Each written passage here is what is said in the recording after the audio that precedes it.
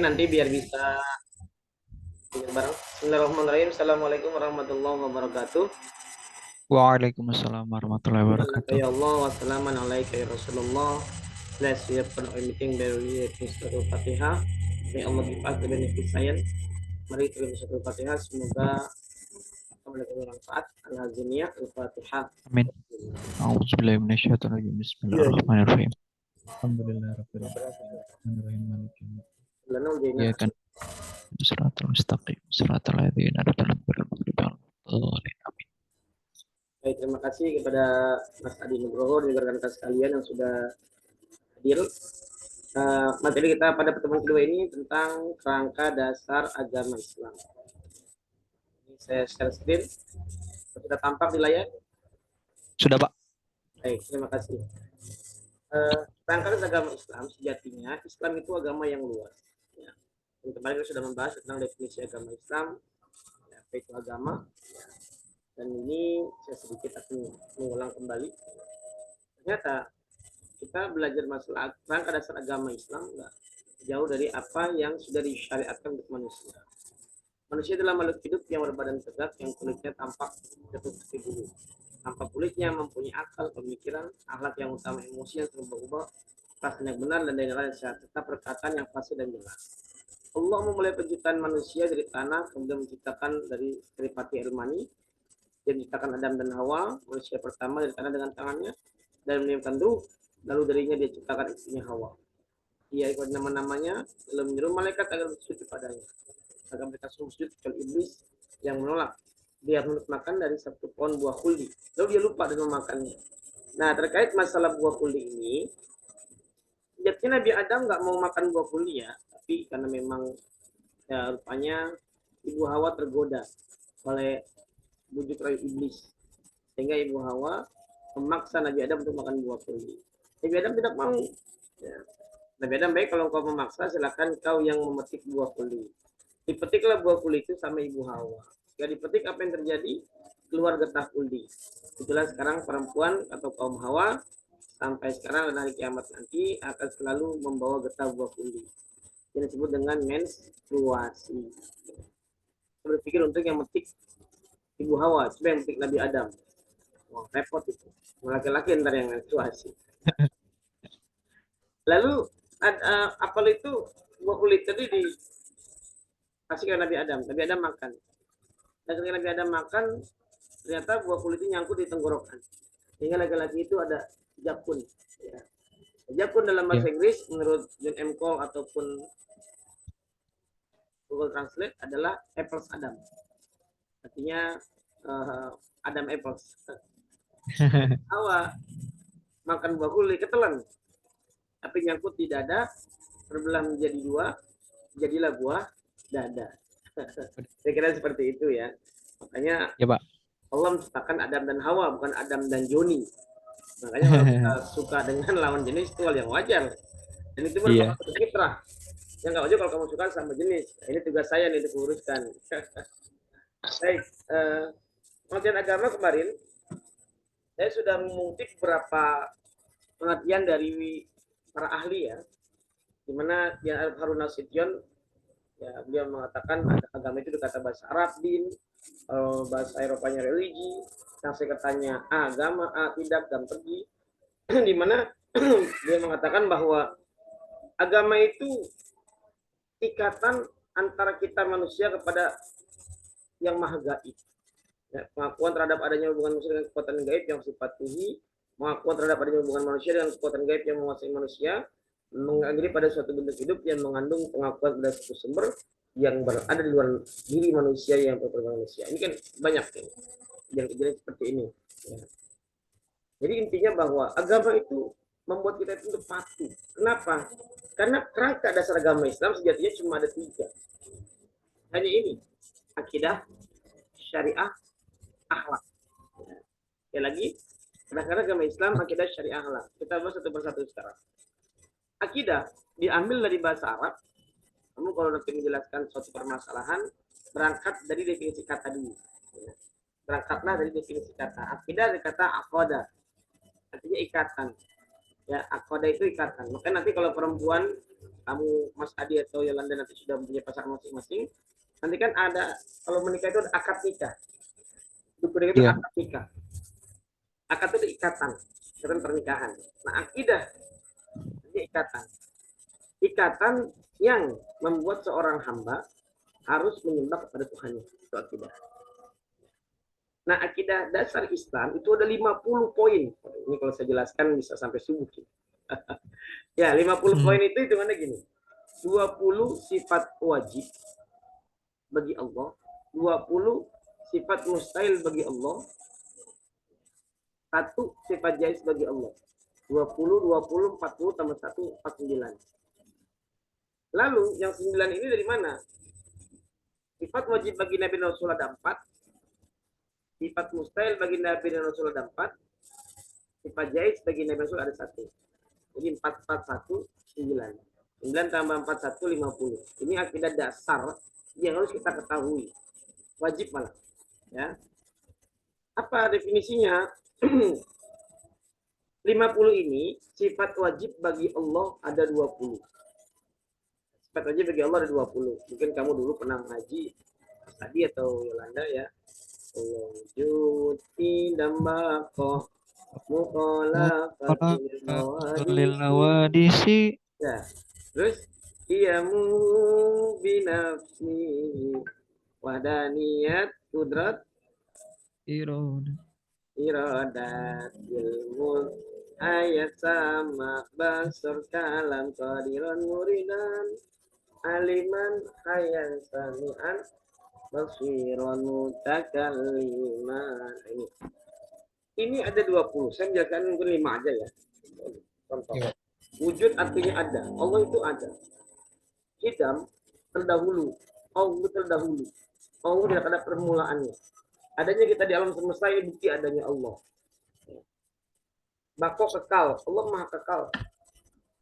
Nanti saat kita ada matinya, ya, mati itu kan dalam bahasa kita tuh wafat. Wafat diambil dari bahasa Arab, wafayati, wafaan. Artinya tercukupi. Ketika rezeki kita sudah tercukupi semuanya, maka kita akan mati. Udah jelas, sudah cukup semua rezekinya, ya mati kita. Nah, bako kekal. Baqala fatul hawadis, Allah berbeda dengan makhluknya. Ada ayat Quran menjelaskan yadullahi fawqa aydihim, tangan Allah atas tangan mereka. Jangan diartikan bahwa Allah tuh punya tangan seperti kita. Oh tidak. Karena Allah itu berbeda dengan makhluknya.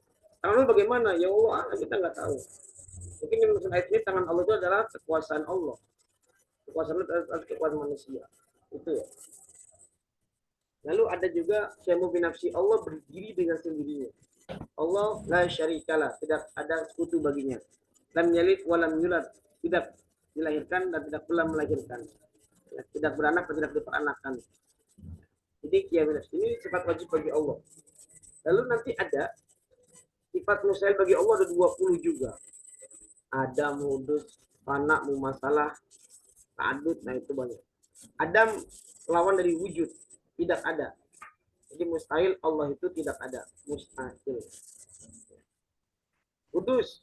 Baru. Baru ini artinya Allah ada permulaan. Gak mungkin. Yang ada permulaan itu saya, kamu, kita semua itu ada permulaan. Bagi Allah tidak ada. Fana, rusak atau hancur. Ya gak mungkin. Allah itu kekal. Kekal sampai di hari kiamat. Mumasalah itu sama dengan makhluknya juga gak mungkin. Ta'adud itu artinya berbilang. Nah, jadi ini akidah sifat wajib bagi Allah 20, mustahil bagi Allah 20. Dan nanti ada yang namanya sifat jaiz bagi Allah. Sifat yang boleh ada sama Allah, boleh tidak. Boleh ada, boleh tidak. Apa contohnya? Fi'lu kulli munkir tarkuhu. Allah berhak menciptakan sesuatu ataupun tidak. Itu Allah. Nanti dari 41 ini punya Allah. 9-nya punya Nabi dan Rasul. Maka Nabi dan Rasul punya 4 sifat. Ada sidik, amanat, tablek, fatona. Sidik artinya benar. Lawannya kazib, bohong. Yang kedua, amanat. Bisa dipercaya. Lawannya khianat. Ya, berdusta. Berkhianat itu berarti ya tidak menepati janji lah. Khianat. Yang ketiga, tablek, menyampaikan. Nabi itu wajib menyampaikan. Tapi nanti ada lagi menjadi kitman. Sifat mustahilnya Nabi itu menyembunyikan, ini mustahil. Dan terakhir fatona para nabi itu cerdas, lawannya balada, bodoh. Gak mungkin seorang nabi itu bodoh, ya pasti nabi itu cerdas.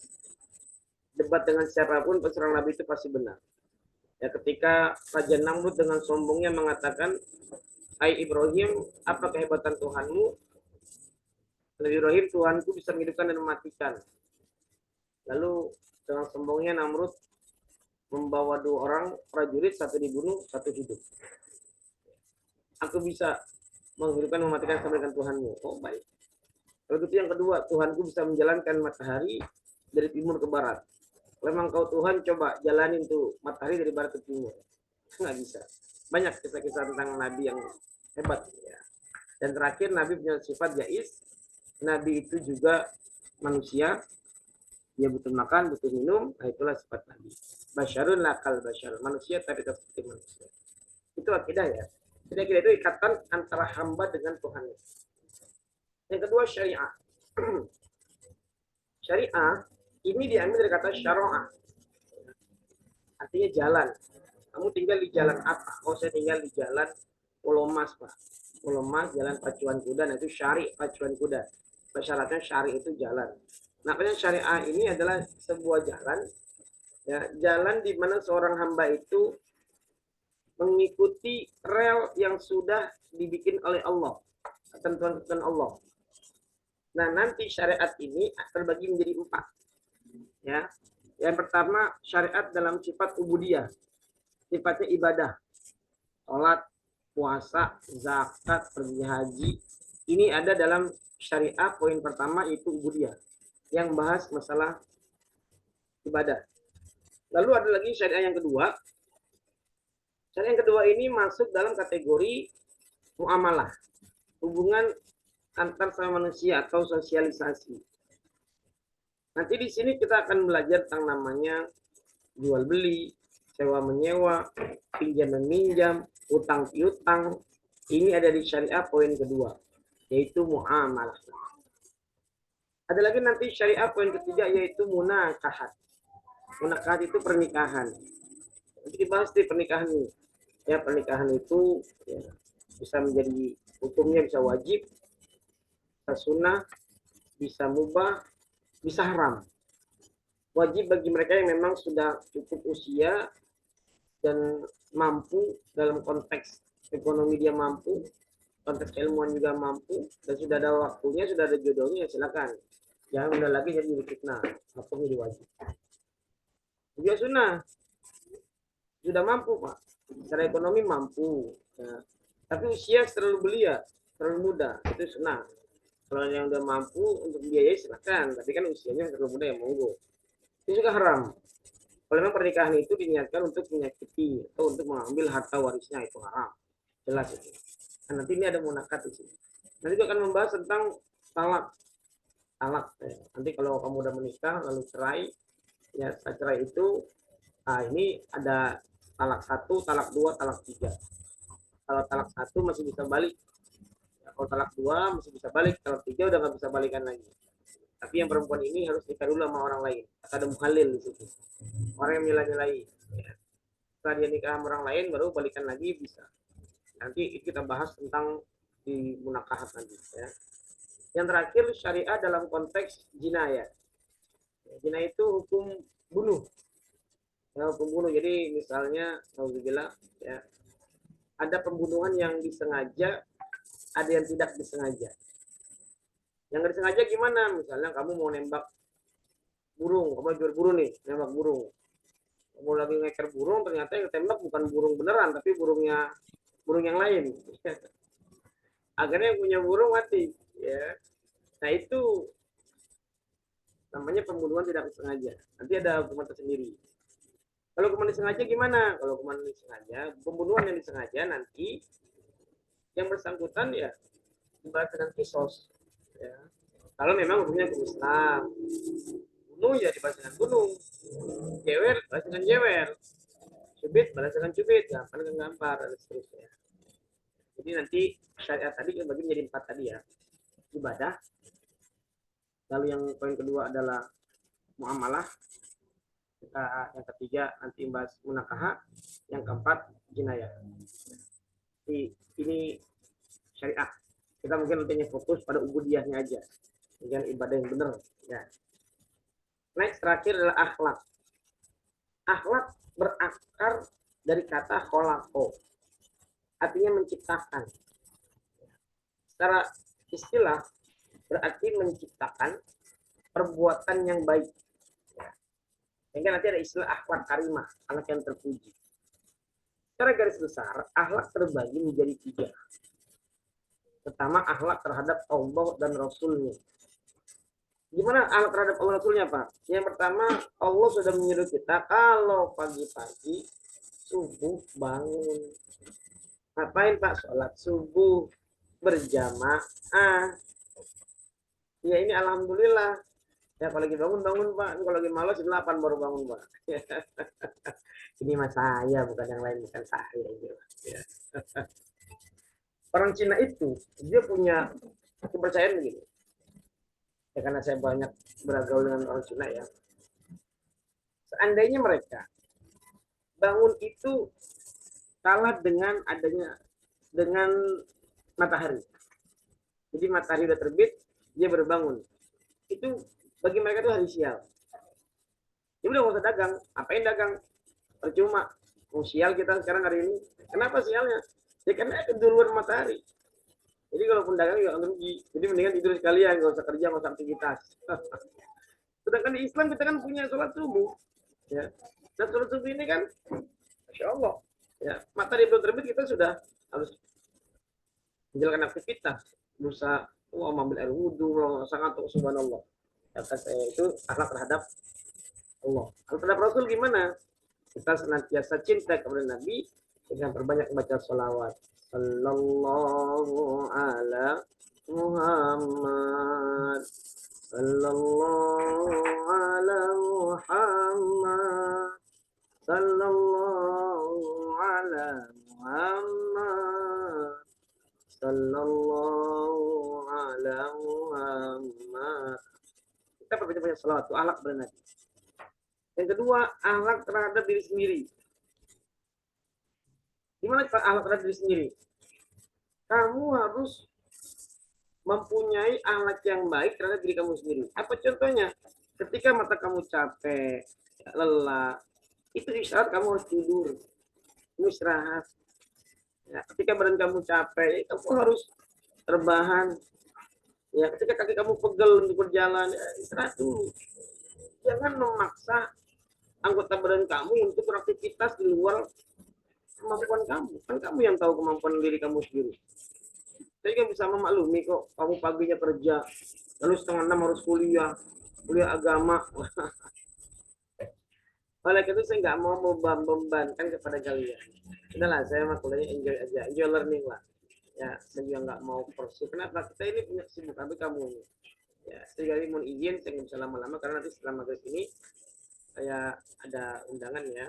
Jadi nanti ini akan saya rekam, lalu saya upload ke YouTube. Jadi bisa dilihat. Jadi intinya akhlak terhadap diri sendiri adalah kamu memberikan hak anggota badan kamu untuk istirahat. Mata kamu udah ngantuk, tapi kamu paksa dengan minum kopi, ya untuk agar bisa melek terus, paksa dengan minuman yang berkafein agar melek terus. Nah ini kamu zalim terhadap diri kamu sendiri. Kamu punya hak untuk istirahat kok. Dan yang ketiga, akhlak terhadap lingkungan. Apa contohnya? An-nazafatu minal iman. Kebersihan sebagian dari konsep itu punya umat Islam. Tapi yang menerapkan adalah bangsa-bangsa di mana Islam minoritas. Ya. Contoh di Singapura. Singapura itu sangat bersih sekali negaranya. Ya, bahkan mau meludah saja. Nggak bisa, cuek nggak bisa. Dia udah di tangan atau di sapu tangan. Simpan, karena nggak boleh split sembarangan. Kita kan lagi naik motor, cuek. Ya, minimal di lingkungan kerja kalian, di rumah kalian, di kamar kalian. Tolonglah ya jaga kebersihan kamarnya. Ya, itu ada lingkungan. Yang kedua, akhlak terhadap hewan. Kalau kamu miara ikan, miara burung, miara kucing, tolong saya minta tanggung jawab. Silakan miara hewan, boleh, nggak apa-apa. tapi kamu berikan haknya dia. Kucing butuh makan, kasih makan. Kucing butuh minum, kasih minum. Jangan kamu merah kucing, tapi kalau kamu kasih makan, kamu kasih minum. Dosa kamu. Papa saya merah burung. Ya oke, merah burung. Tapi burung itu kan punya hak sayapnya untuk dikembangkan. Kalau di kamu tangkapnya gimana? Ya pun kalau boleh ya oke lah, kamu cinta burung silakan merah burung. Tapi tolong jangan dipakai sendirian. Terus ada pasangannya. Kamu aja nggak mau hidup sendirian kok, ya. Jadi hidup akhlak terhadap binatang ya. Yang selanjutnya akhlak terhadap tumbuhan. Kalau saya suka melihara tanaman tumbuhan, maka di rumah saya itu ya ada tanaman lidah mertua, ya ada tanaman ya, macam-macam lah. Ya untuk apa? Ya senang saya dengan tumbuhan. Tapi akhlak kita apa? Ya siramin. Jangan beli doang tanaman tumbuhan, beli lidah mertua, lalu bunga kemboja terus. Agar siram-siram mati itu ya dosa lagi kita. Ya, jadi ini ya akhlak terhadap Allah dan Rasulnya, dua akhlak terhadap diri sendiri, juga akhlak terhadap lingkungan. Baik, ini saya mohon maaf saya tidak bisa berlama-lama, sudah maghrib. Nanti setelah ini tentang tidak lanjut ya, karena saya juga ada undangan habis maghrib ini. Ya, Allah mudah-mudahan besok kita mulai jam 17.30 sesuai dengan Nyali Learning Pro. Dan untuk pembagian tugas makalah ya nanti saya akan share di grup ya, saya akan share di grup untuk tugas-tugasnya ya, teman disiapkan aja materinya, nggak usah jadi beban ya. Kalau disuruh bikin makalah atau bikin presentasi nggak usah jadi beban lah, nanti tinggal kalian klik judulnya misalnya urgensi manusia beragama, kamu klik nanti akan keluar semua PowerPoint segala macamnya. Untuk mulai presentasi dari kalian nanti TM keempat ya, itu TM ketiga masih tanggung jawab saya. Besok kita membahas urgensi manusia beragama, ini masih tanggung jawab saya. Nanti mulai kalian presentasi, satu orang satu judul, itu nanti TM keempat, 5, dan 6. Kita cukup, ada pertanyaan mungkin dari sini? Tidak ada ya? Tidak ada, Pak. Baik, kalau nggak ada, saya rasa cukup karena sudah azan juga. Dan terakhir, waqafa bihadza kalami watlubu minkumul afwa wa wajadtumul khata akran akum ihdinas siratal mustaqim.